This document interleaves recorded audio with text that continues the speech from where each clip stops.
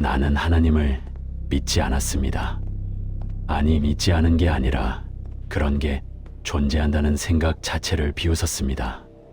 귀신이요, 신이요, 그런 건 겁쟁이들이 만들어낸 이야기라고 생각했습니다. 그런데 지금 이 자리에서 제가 이 이야기를 꺼내는 건 제가 틀렸기 때문입니다. 완전히 처참하게 틀렸기 때문입니다. 제 이름은 강준혁입니다. 38살. 그 시절 저는 밤에만 살았고 낮은 그냥 잠을 자기 위해 존재하는 시간이었습니다.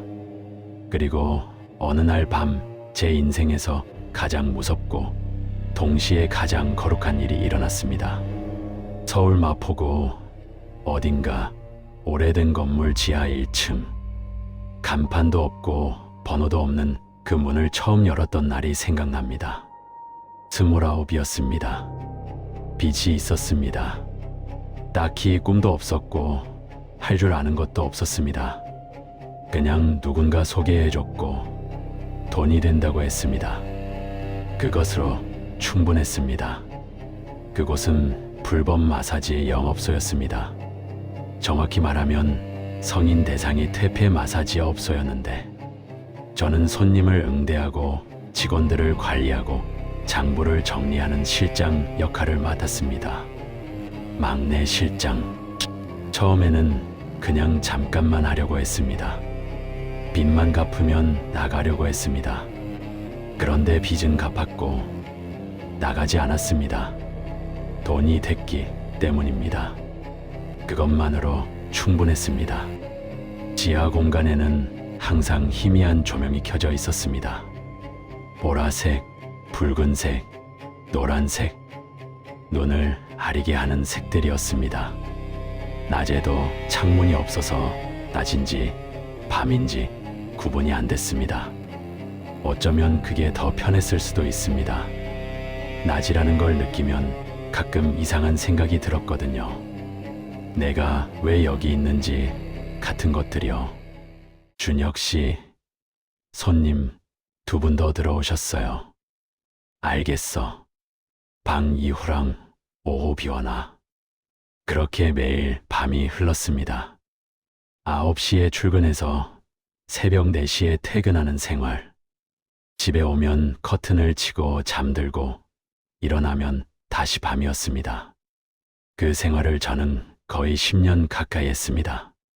처음 이상한 걸 느낀 건 35이 되던 해 가을이었습니다. 퇴근하고 집에 오면 가끔 누군가 따라오는 느낌이 들었습니다. 발소리 같은 게 들리는 것 같기도 하고 이름을 부르는 것 같은 소리가 귓가에 맴도는 것 같기도 했습니다. 처음에는 그냥 피곤한 거라고 생각했습니다. 과로 수면 부족, 의학적으로 설명 가능한 것들이라고 스스로 납득했습니다. 그런데 어느 날 밤 도저히 납득이 안 되는 일이 생겼습니다. 자다가 깼습니다. 새벽 2시쯤이었습니다. 방이 어두웠는데 방 한쪽 구석에 뭔가 있었습니다. 형체라고 부르기도 애매한 것이었습니다. 사람 같기도 하고 그림자 같기도 했습니다. 그런데 그게 저를 보고 있었습니다. 분명히 저를 보고 있었습니다. 저는 소리를 질렀습니다. 불을 켰습니다. 아무것도 없었습니다. 뭐야? 꿈이었나? 피곤해서 그런 거겠지. 저는 그렇게 스스로를 달랬습니다. 그런데 그날 이후로 그것은 매일 밤 나타났습니다. 그것은 다양한 방식으로 왔습니다. 어떤 날은 그냥 구석에 서 있었습니다. 어떤 날은 침대 발치에 앉아 있었습니다. 어떤 날은 제 귓가에 속삭였습니다. 정확한 말은 아니었습니다. 뭔가 중얼거리는 것 같은데 알아들을 수가 없었습니다. 하지만 그 느낌은 알 수 있었습니다. 두려움, 죄책감, 그리고 이상하게도 유혹. 너 이렇게 살아도 돼. 어차피 다들 그렇게 살잖아. 이건 제가 상상한 말인지 진짜로 들은 말인지 지금도 모릅니다. 하지만 그 목소리는 어느새 제 안에 자리를 잡았습니다. 그리고 저는 점점 더 깊이 그곳에 빠져들었습니다. 더 센 술을 마셨습니다. 더 늦게까지 일했습니다. 가끔 영업소 사장이 제안하는 불법적인 거래에도 눈을 감기 시작했습니다. 그러면서도 이상하게 혼자 있는 시간이 너무 무서웠습니다. 새벽에 집에 들어와서 불을 켜놓고 잠을 자는 날이 많아졌습니다. 눈을 감으면 그것이 보이는 것 같았기 때문입니다. 어두운데 혼자 있는 게 너무 무서웠습니다. 그런데 웃긴 건 그 무서움을 아무에게도 말하지 못했습니다. 나 귀신 본다고 웃기지 말라고 할 텐데 저는 그냥 혼자 버텼습니다. 그게 제가 아는 방법의 전부였습니다. 37 되던 봄이었습니다. 영업소에 작은 사건이 있었습니다. 단속이 들어올 것 같다는 소문이 돌았고 사장은 잠시 문을 닫자고 했습니다. 그래서 저는 2주 정도 일을 쉬게 됐습니다. 집에만 있었습니다. 처음에는 그냥 쉬면 되겠다 싶었습니다. 그런데 할 게 없었습니다. 친구도 없었습니다. 아니, 있었을 수도 있는데 오랫동안 연락을 안 했더니 없어졌습니다. 가족은, 부모님은 제가 뭘 하는지 알 리가 없었습니다. 그냥 서울에서 뭔가 한다고만 알고 있었습니다. 첫째 날, 둘째 날, 셋째 날, 밤마다 그것이 왔습니다. 더 자주, 더 오래, 그리고 더 선명하게. 셋째 날 밤에는 이름을 불렀습니다. 준혁아, 준혁아. 제 이름이었습니다. 분명히 제 이름이었습니다. 저는 이불을 뒤집어 쓰고 떨었습니다. 37살 남자가 혼자 이불 속에서 떨고 있었습니다. 무서워서 새벽 4시에 편의점으로 뛰쳐나갔습니다. 이유 없이 삼각김밥을 사서 아무 이유 없이 거기 앉아 있었습니다. 편의점 아르바이트생이 이상하게 쳐다봤지만 상관없었습니다. 그냥 밝은 데 있고 싶었습니다. 사람이 있는 데 있고 싶었습니다. 그때 문득 생각났습니다. 어릴 때, 초등학교 때 할머니 손을 잡고 교회에 따라간 적이 있었습니다. 예배가 끝나고 나오면서 찬송가를 불렀던 것 같기도 했습니다. 할머니는 갔고 그 이후로 교회는 한 번도 가지 않았습니다. 그런데 왜 그 생각이 났는지 모르겠습니다. 그냥 났습니다. 저는 핸드폰을 꺼냈습니다. 그리고 지도 앱에서 검색했습니다. 근처 교회. 검색하면서 스스로도 어이가 없었습니다. 나 진짜 뭐 하는 거지? 그래도 검색은 했습니다. 다음 날 아침 10시. 저는 후드 티셔츠에 낡은 청바지 차림으로 동네 작은 교회 문을 밀었습니다. 주중이라 예배는 없었고 안에서 청소를 하던 나이 드신 집사님 한 분이 저를 보셨습니다. 청년, 뭐 찾아요? 그냥 좀 앉아 있어도 될까요? 그 집사님은 아무 말도 묻지 않으셨습니다. 그냥 고개를 끄덕이고 물 한 잔을 갖다 주셨습니다. 저는 예배당 중간쯤 자리에 앉았습니다. 나무 의자가 딱딱했습니다. 앞에 십자가가 있었습니다. 벽에 무슨 성경 구절이 적혀 있었는데 잘 안 읽혔습니다. 저는 그냥 앉아 있었습니다. 1시간쯤 있었던 것 같습니다. 아무것도 안 했습니다. 그런데 이상했습니다. 무섭지 않았습니다. 처음으로 정말 오랜만에 무섭지 않았습니다. 그날 집에 돌아와서 처음으로 깊이 잠들었습니다. 그 이후로 저는 가끔 그 교회에 들렀습니다. 예배를 드린 건 아니었습니다. 그냥 앉아있다 오는 것이었습니다. 담임 목사님이 한 번은 말을 거셨습니다. 30대로 보이는 조용하고 단정한 분이셨습니다. 뭔가 힘드신 게 있어요? 저는 솔직히 대답했습니다. 그냥 힘든 게 있어요. 근데 말하기 어렵습니다. 그래도 괜찮아요. 힘들 때 여기 오면 됩니다. 그 말이 이상하게 위로가 됐습니다. 잘 들어줄게요. 가 아니라 그냥 와도 된다고 하는 말이요. 그리고 그 일이 일어났습니다. 2주간의 휴일이 끝나가던 마지막 날 밤이었습니다. 저는 술을 좀 마셨고 잠이 들었습니다. 그런데 새벽에 깼습니다. 이번에는 달랐습니다. 방 안이 이상하게 무거웠습니다.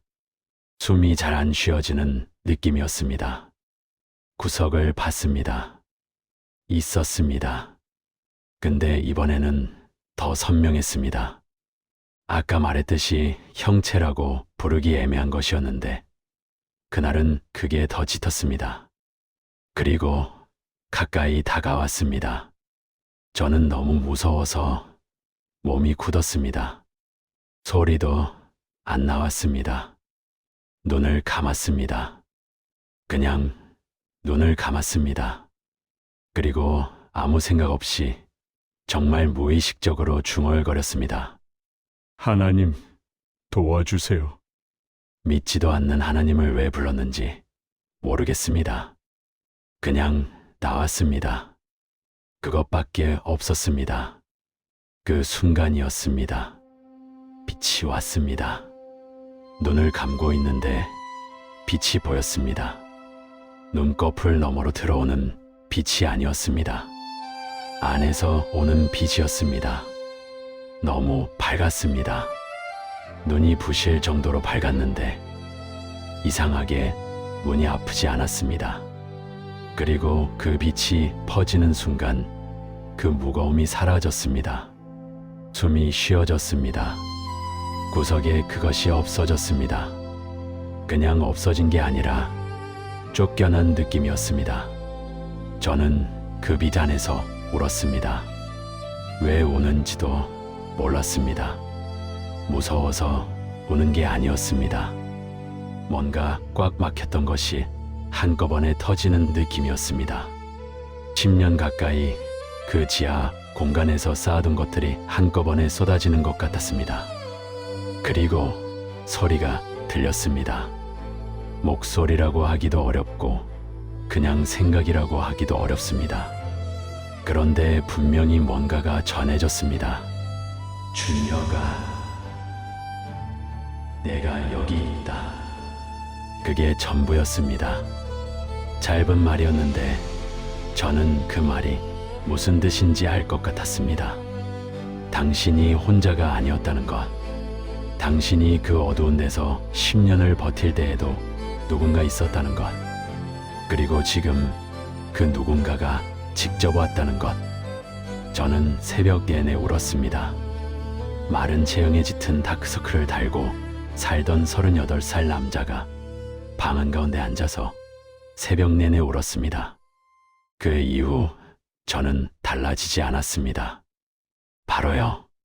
사람이 하루아침에 바뀌진 않잖아요. 영업소에 다시 나갔습니다. 일주일은 그냥 다녔습니다. 근데 뭔가가 달랐습니다.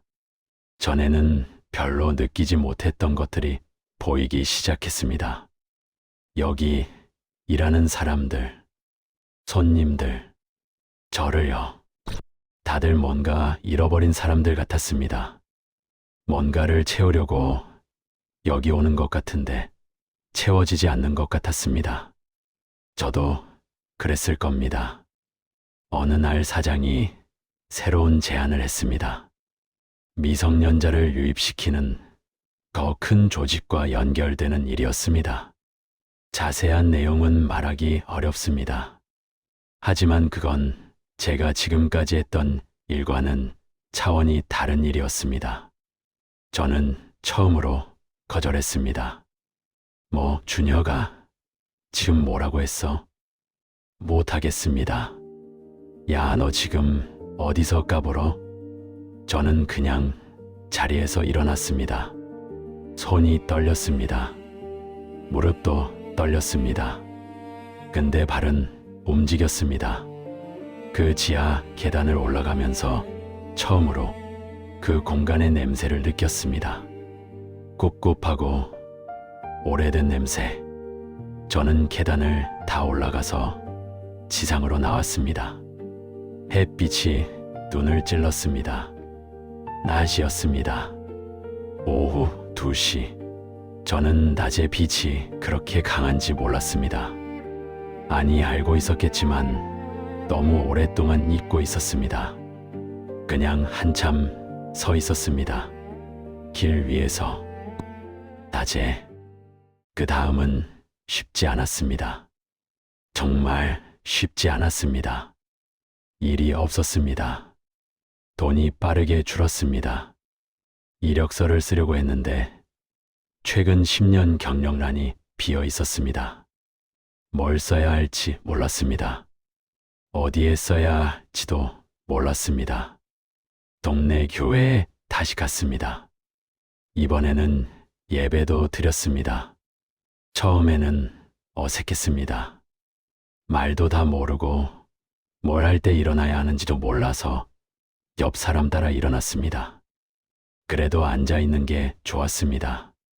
목사님이 한 번은 설교 중에 이런 말씀을 하셨습니다. 하나님은 당신이 어디서 왔는지 보지 않으십니다. 지금 어디로 가는지를 보십니다.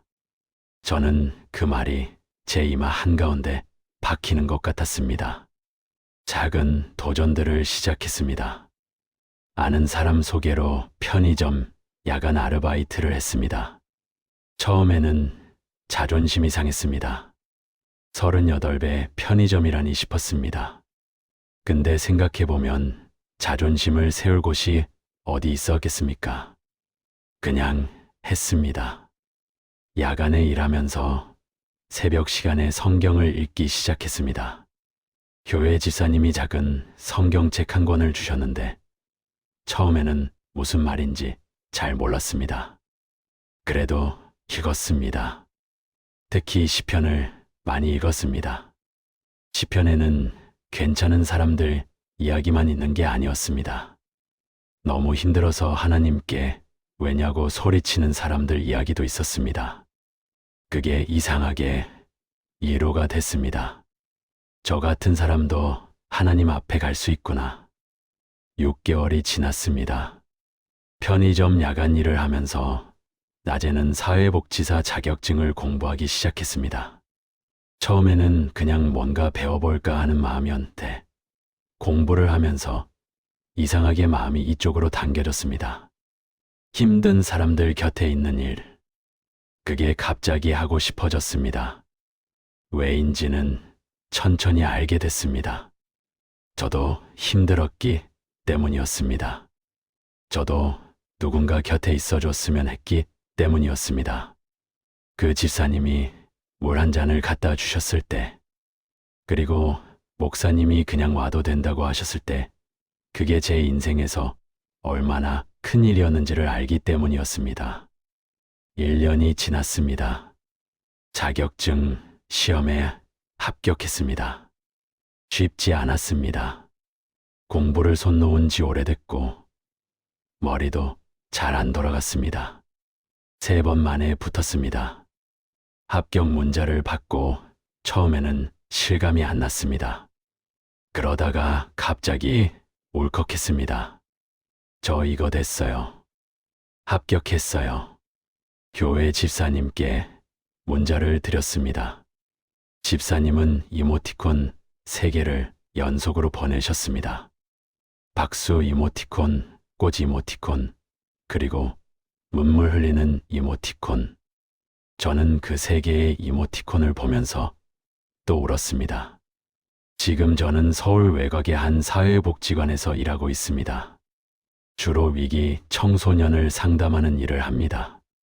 가출 청소년, 폭력 피해 청소년, 중독 관련 청소년들이 많이 옵니다. 가끔 그 친구들을 보면서 저를 봅니다. 어디서 흘러왔는지도 잘 모르면서, 어디로 가야 하는지도 모르면서, 그냥 어두운 데서 버티던 그 시절의 저를요.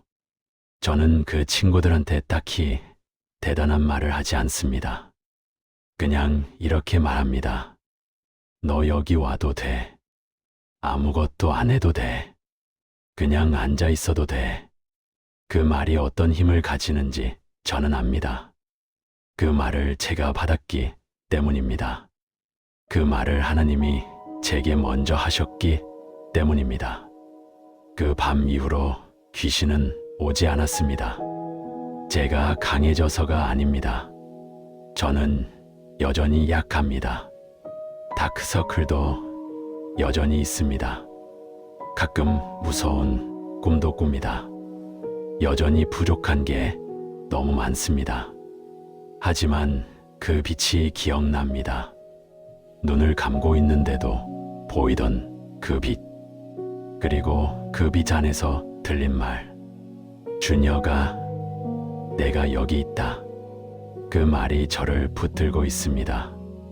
오늘도 내일도 제가 또 흔들리는 날에도 그 말이 저를 붙들 것이라는 걸 압니다.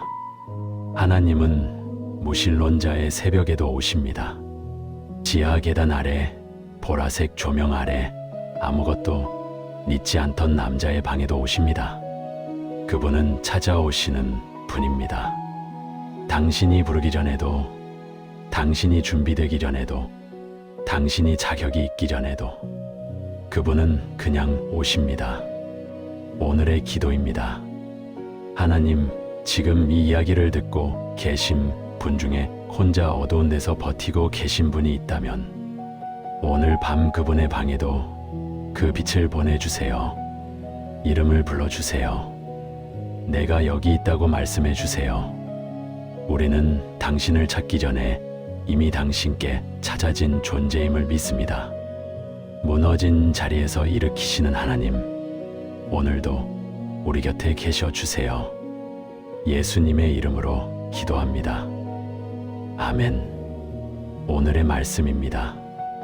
내가 주께 감사하옴은 나를 지으심이 심히 기묘하심이라. 주께서 하시는 일이 기이함을 내 영혼이 잘 아나이다. 시편 139편 14절.